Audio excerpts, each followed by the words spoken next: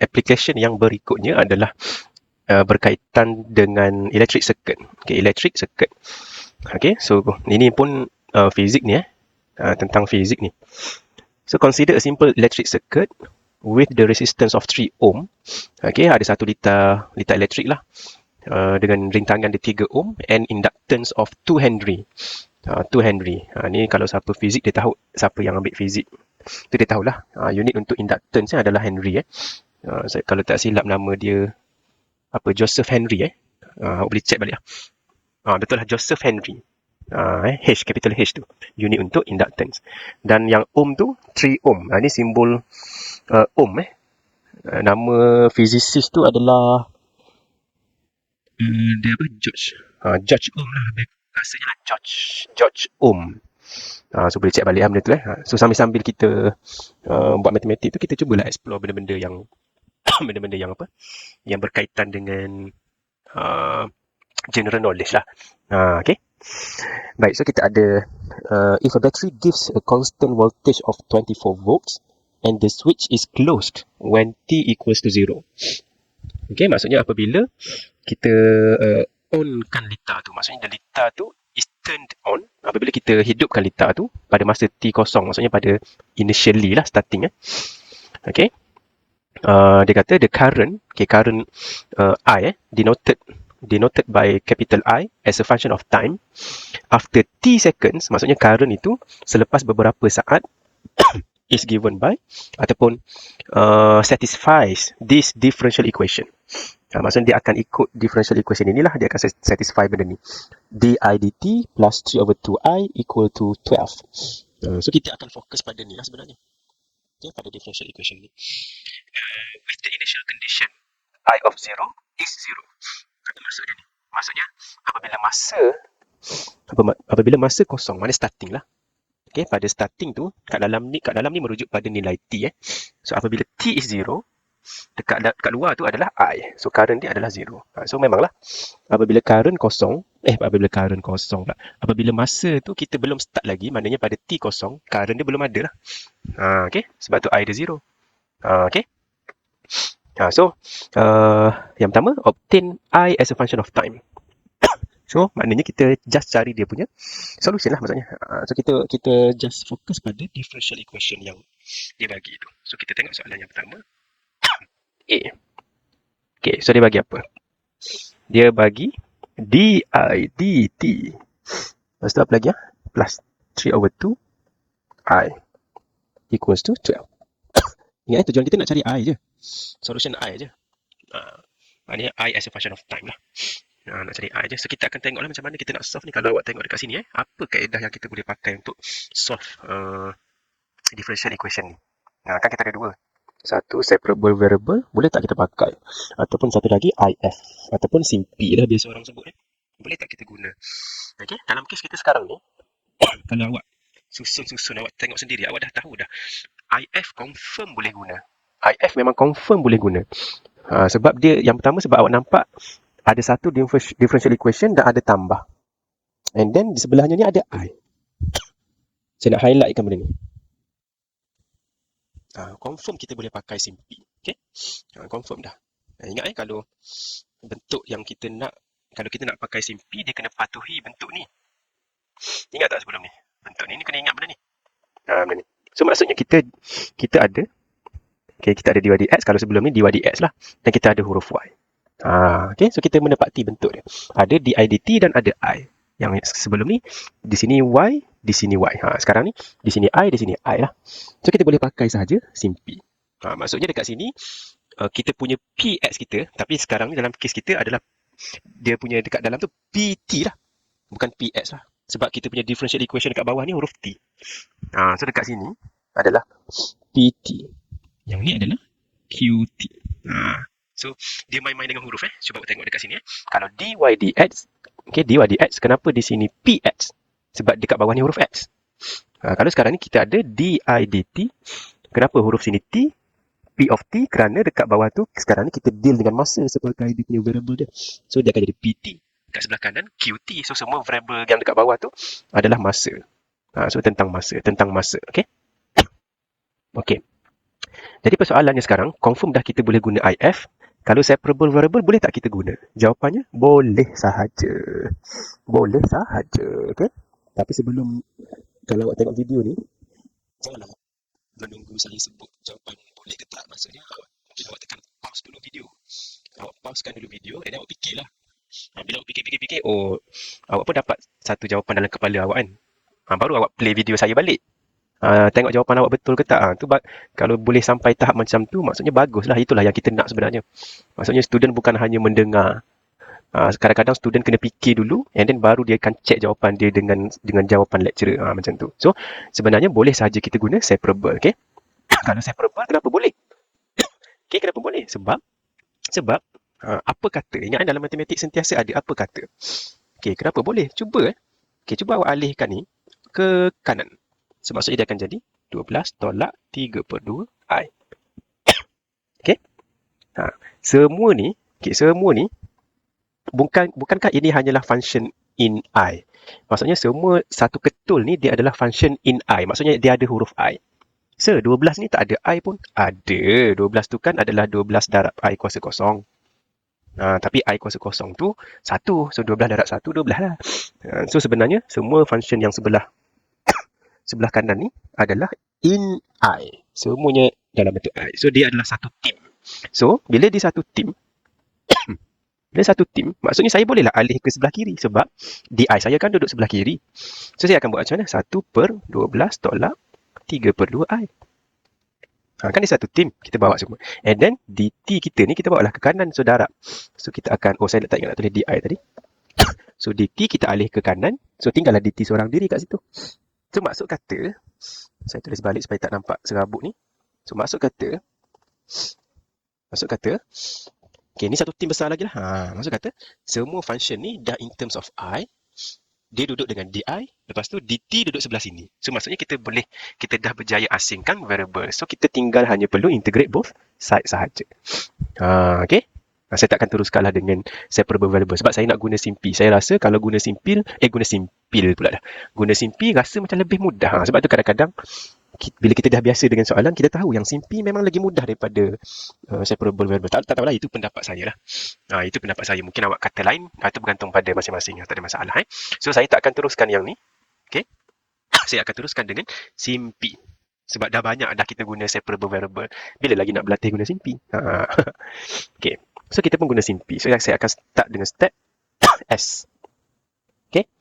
So, step S yang pertama. S, simplify. Okay, simplify. So, kita ada apa?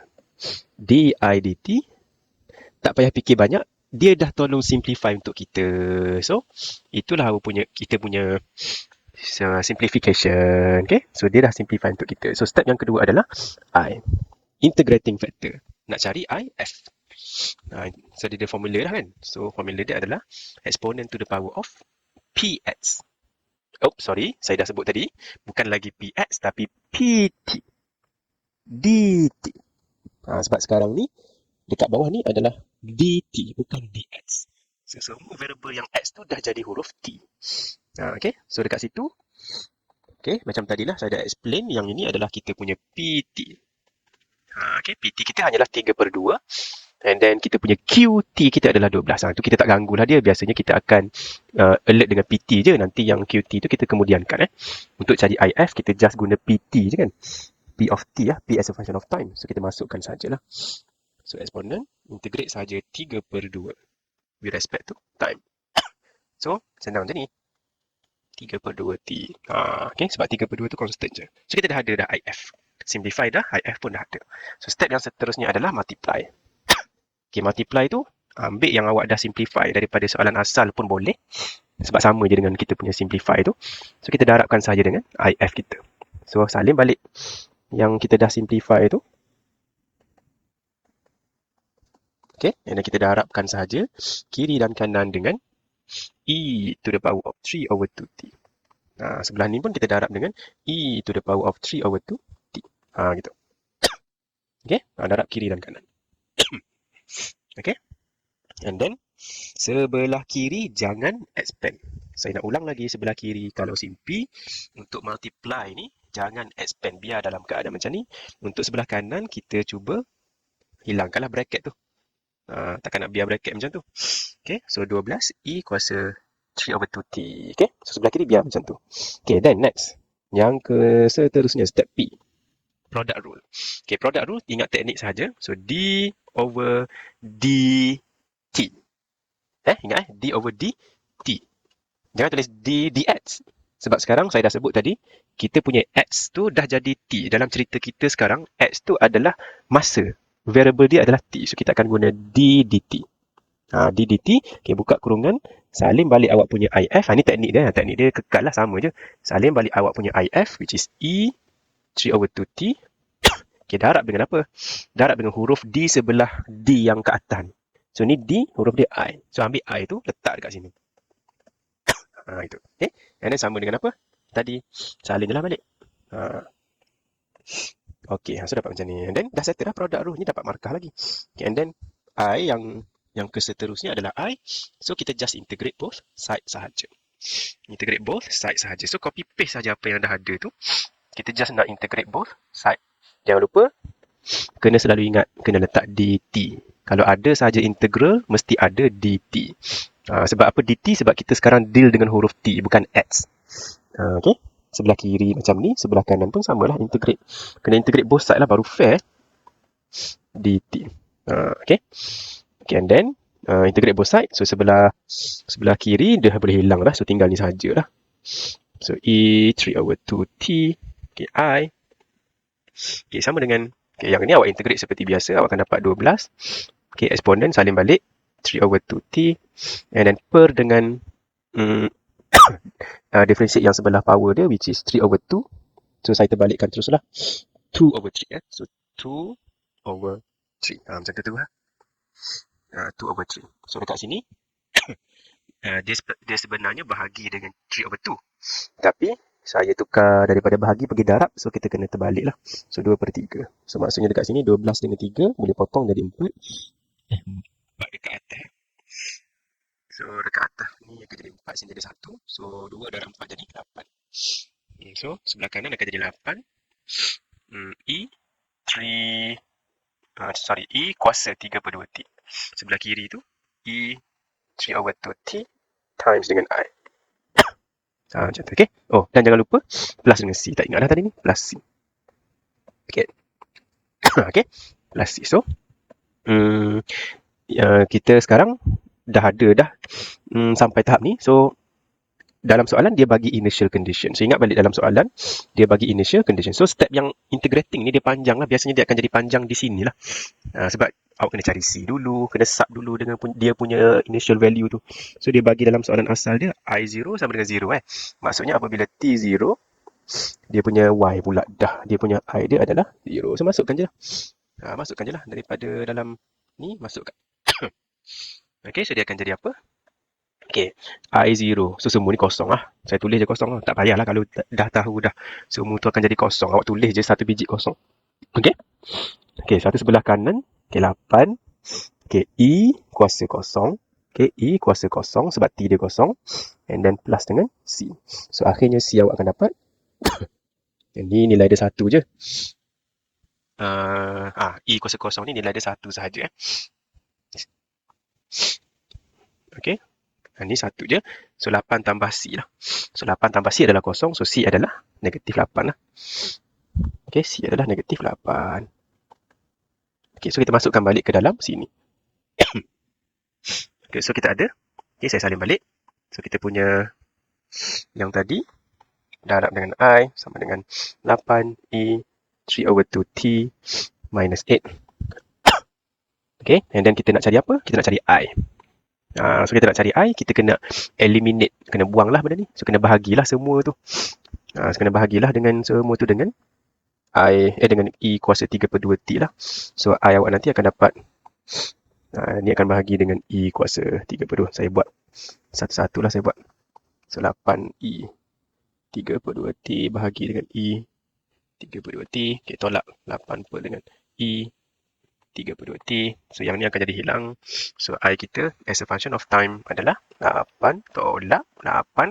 Ini kita boleh naikkan ke atas. Dia akan jadi 8E kuasa negatif 3/2T. Okay. 8 tolak 8 E kuasa negatif 3/2 T. So, ini adalah soalan A punya jawapan ni. Ini baru soalan A ni. Okay. Okay. So, seterusnya. Sebelum tu.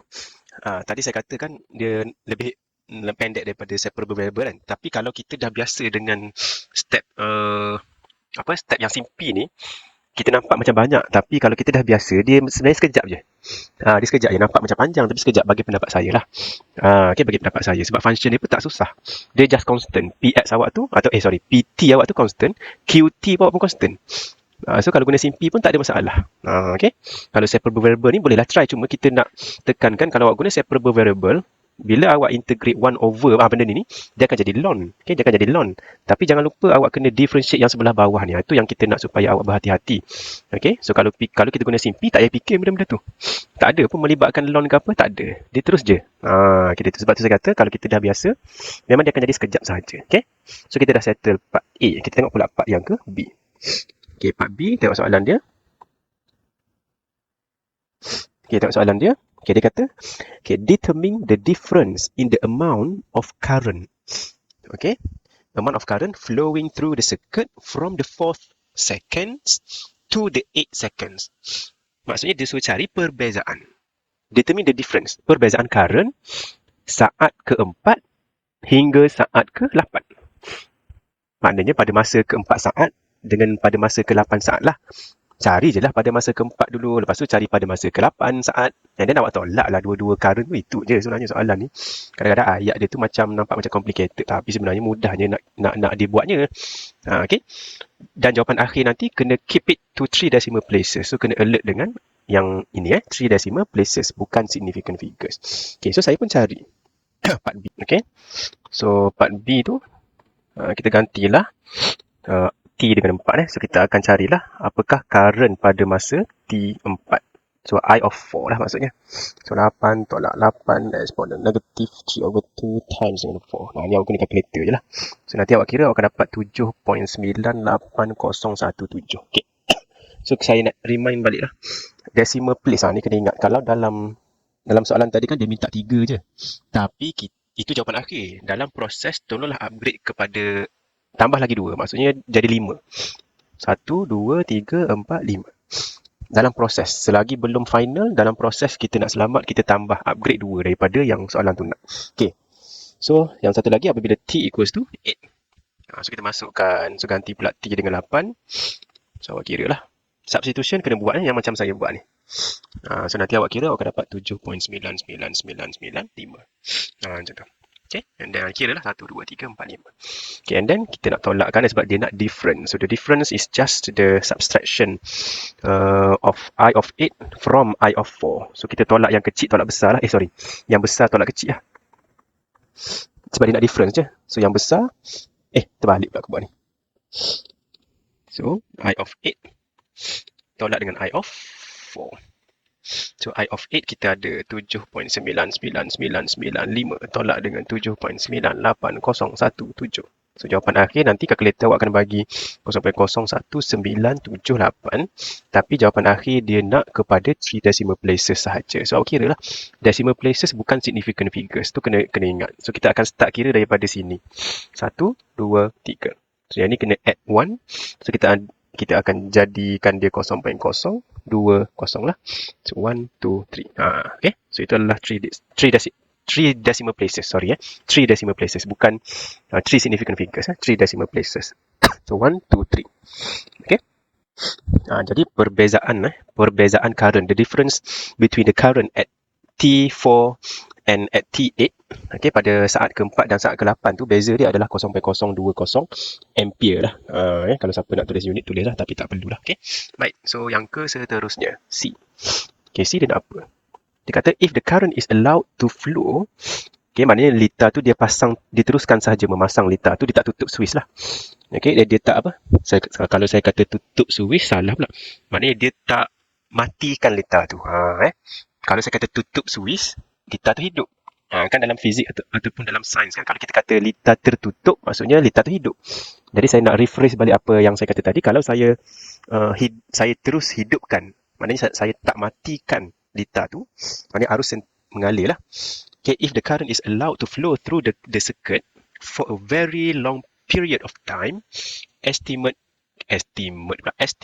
the current I. Okay, as a function of time. Maknanya kita kena estimate current yang kita dah dapat tadi. Okay, so dalam kita fikir sekejap, maksudnya sebelum awak dengar penerangan dalam video saya ni lah, jadi dia sebut a very long period of time. Maksudnya masa kita tu dia akan pergi ke mana? Maknanya sangat lama. Maknanya masa kita approaches infinity ya. Kan? So dia nak tahu berapa nilai current kalau kita biar je lita tu terbuka pula. Kita biar je lita tu hidup. Okay? Apa yang akan berlaku pada current tu? Okay. Balik pada equation kita tadi. Mana equation current kita yang solution? Ni. Saya salin balik lah.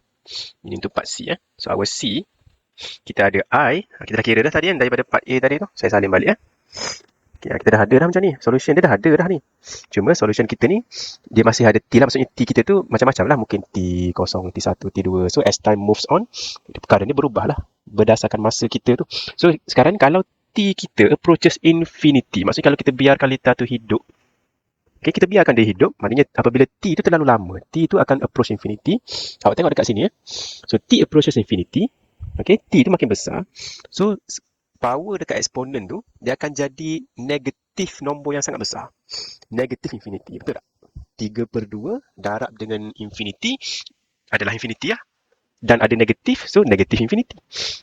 So maksud kata kalau kita nak sub, jangan buat dalam exam sub tu. Jangan pula buat tulis 8 tolak 8 E negative infinity, jangan macam tu. Maksud kata, okay, kita nak tulis macam mana tu? Nak tulis limit pun boleh. Kalau dalam SEM 1 dulu kita belajar limit as t approaches infinity. Kan dulu. So 8 tolak 8E kuasa negatif 3/2T. So ni kalau SEM 1 kita tulis macam tu. Tapi tak wajib lah tulis macam ni. Yang kita nak fahamnya adalah apa yang berlaku pada term yang ada variable t tu, yang eksponen tu. Kita dah faham dah sebenarnya. So kalau kita nak buat dalam bentuk kan dia kuasa yang kita masukkan tadi, dia akan jadi E negatif infinity macam tu kan. E kuasa negatif infinity. Cuba kita positifkan kuasa, dia akan jadi 1 over. 1 over E power of positive infinity. Okay, cuba fikir. E kuasa infinity, eksponen tu nilai dia 2.718 macam tu je. Kuasakan dengan nombor yang sangat besar. So dekat bawah ni, nombor dia sangat besar. Dekat atas 1 sangat kecil. So nombor 1 bahagi dengan nombor yang sangat besar, hasil dia makin kecil. Betul tak? So apabila T makin bertambah, maknanya apabila T approaches infinity, term yang dekat bawah ni, okay, akan makin besar. Keseluruhan dia, okay, nombor kecil bahagi dengan nombor besar, akan jadi makin kecil. Maksudnya keseluruhan term yang ini makin lama makin kecil. So macam mana kita nak tulis dalam exam? Saya tak nak kita tulis yang limit macam ni lah. Kita just tulis dalam ayat biasa je. So as t approaches infinity, okay, e to the power of negative 3/2t akan cenderung untuk menjadi sangat kecil. Awak tekan kalkulator 1/1 juta contoh. Ni eksponen kuasa infinity tu awak buatlah contoh sendiri, 1 juta, 1 bilion.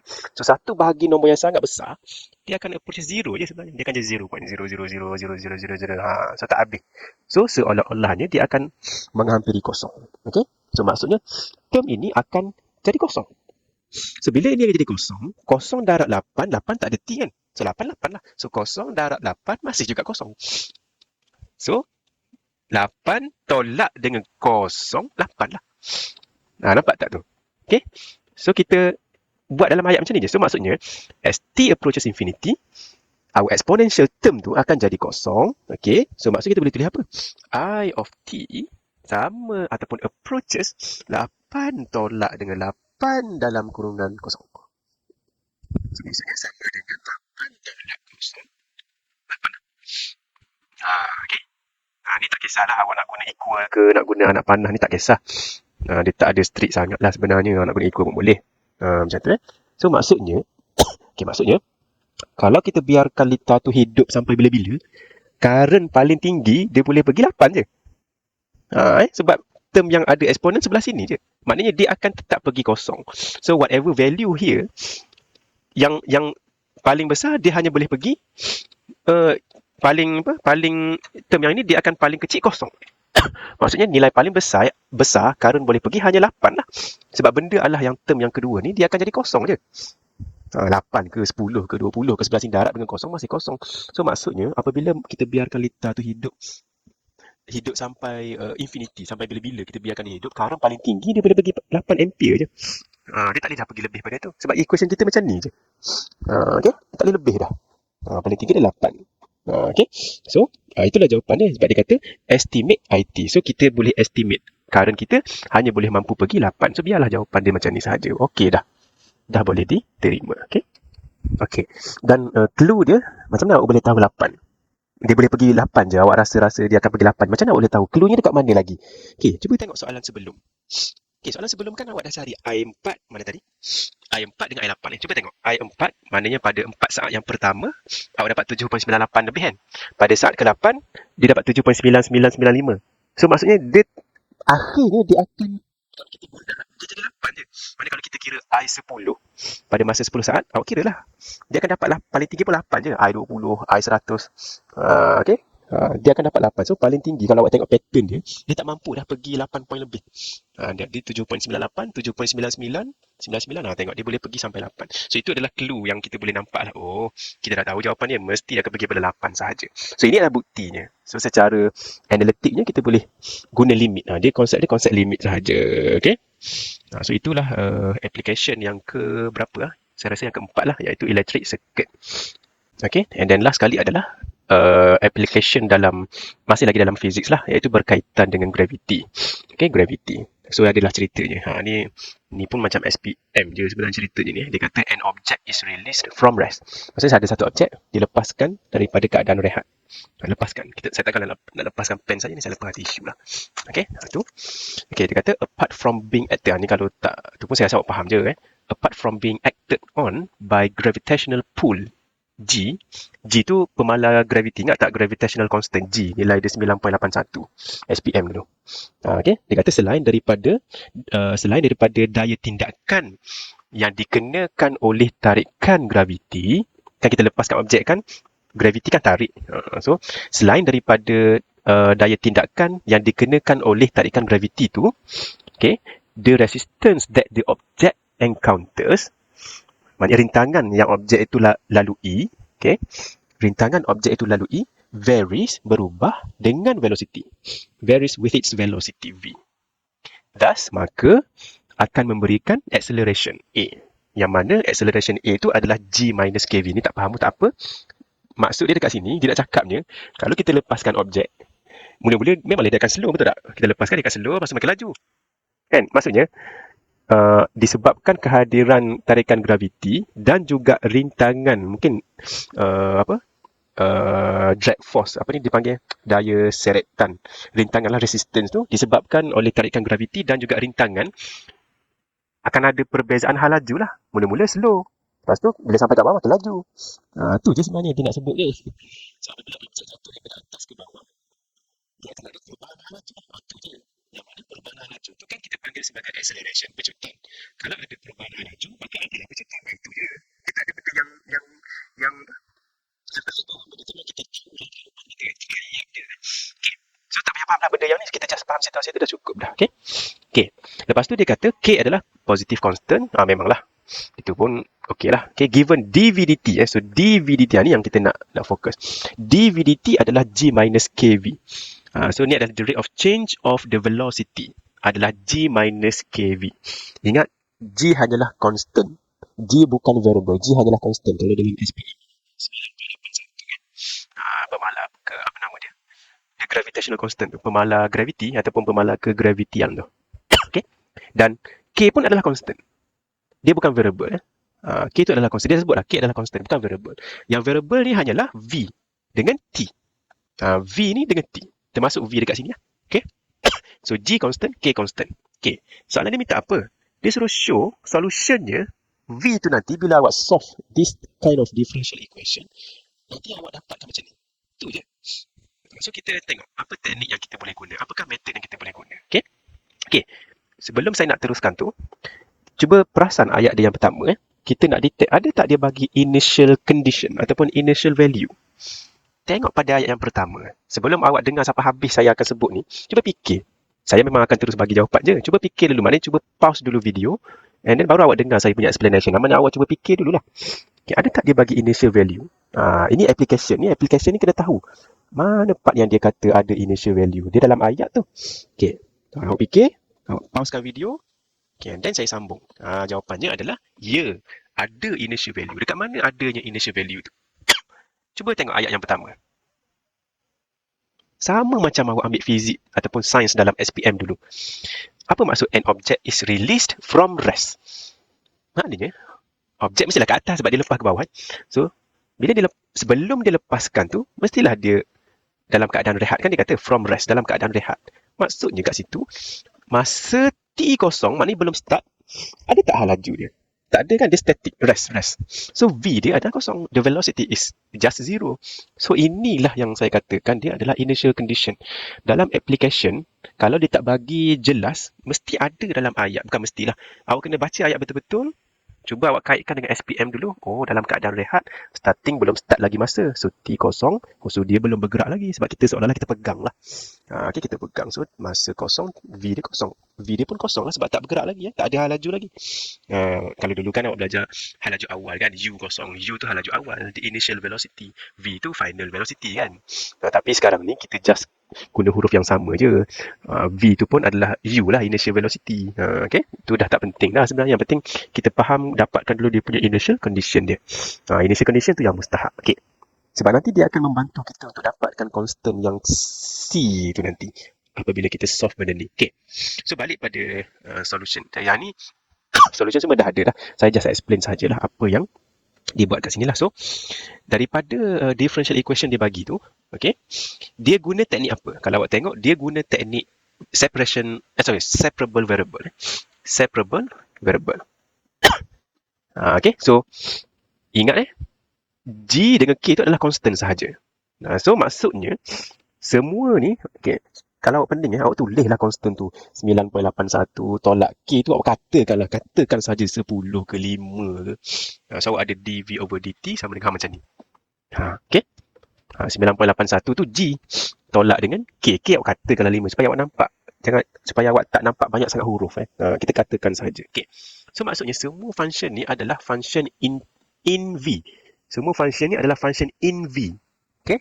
Nanti ada yang tanya, sir, 9.81 ni mana ada V? Ada. 9.81 tu adalah darab dengan V kuasa kosong. Ada. So, sebab tu saya kata, dia adalah satu tim yang sama. Satu tim yang sama. Semua ni adalah in terms of V. Jadi, bila semua ni in terms of V, kita alihkan je lah ke kiri. Sebab itulah dia buat bahagi, nampak tak? Satu per dengan semua ni alih ke kiri. So, akan divide by G minus KV. Dan dV tu biarlah kat situ. Sebab kita nak kumpul V dengan V kan. Okay. So yang dt tu tak lain tak bukan. Kita bawa lah ke kanan. So, sebab itulah dt duduk sorang-sorang kat sebelah kanan tu. Okay. So bila kita berjaya asingkan variable, maksudnya berjaya lah teknik separation variable kita. Barulah kita boleh integrate both side. Okay. So dia guna, dalam solution dia guna kaedah separable variable. Soalan saya nak tanya awak. Boleh tak guna SIMPy ataupun method IF? Boleh. Macam yang electric circuit tadi. Example yang sebelum ni. Kan kita guna IF ataupun SIMPy kita guna kan.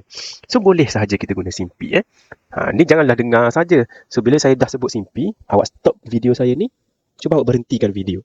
Cuba awak buat conteng. Betul ke saya kata boleh guna SIMPy? Cuba buat. Nanti awak play balik video. So saya akan bagi tahu je jawapan ni. Takkanlah saya nak pause sama dengan ni. Lama lah video ni nak habis.